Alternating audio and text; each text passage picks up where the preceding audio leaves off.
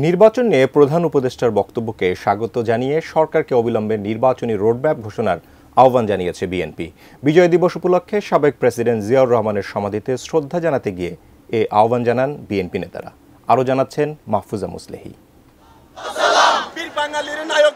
1971-এর পর স্বাধীনতার স্বাদ এবং আকাঙ্ক্ষা বিএনপির নেতাকর্মীদের সামনে এবার যেন জাগ্রত নতুন রূপে। বিজয়ের উচ্ছ্বাস জানাতে লাল সবুজের পতাকা হাতে তারা সকাল থেকেই জড়ো হতে থাকেন দলের প্রতিষ্ঠাতা জিয়াউর রহমানের মাজারে।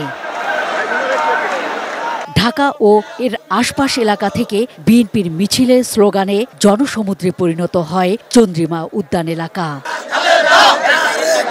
বিএনপির প্রতিষ্ঠাতা সাবেক রাষ্ট্রপতি জিয়াউর রহমানের সমাধিতে ফুল দিয়ে শ্রদ্ধা জানাতে গিয়ে তাৎক্ষণিক প্রতিক্রিয়ায় বিএনপির স্থায়ী কমিটির সদস্য মির্জা আব্বাস অন্তর্বর্তী সরকারকে দ্রুতই নির্বাচন দিয়ে জনগণের ভোটাধিকার ফিরিয়ে দেওয়ার আহ্বান জানান। যারা অংশী হন তারা যদি চায় উনি যৌক্তিক সময় নির্বাচন দেবেন, সাধুবাদ জানান।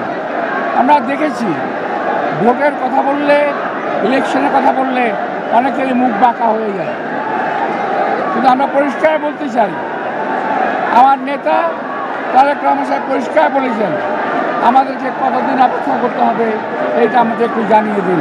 প্রয়োজনীয় সংস্কার শেষে দ্রুতই আগামী জাতীয় নির্বাচনের রোডম্যাপ ঘোষণারও দাবি জানান বিএনপি নেতা সালাহ উদ্দিন। রিগেল এম্পোরিয়াম হানিবার্ড অফারে জিতে নিতে পারেন ইন্দোনেশিয়ার বালিতে স্বপ্নের হানিমুন। মাননীয় প্রধান উপদেষ্টা ইতিমধ্যে একটি ধারণা দিয়েছেন, তবে আমরা আশা করব শুধুমাত্র ধারণা নয়, দিন তারিখ মাস ক্ষণ সহ সুনির্দিষ্ট একটি রোডম্যাপ তিনি আমাদের সামনে, জাতির সামনে প্রকাশ করবেন।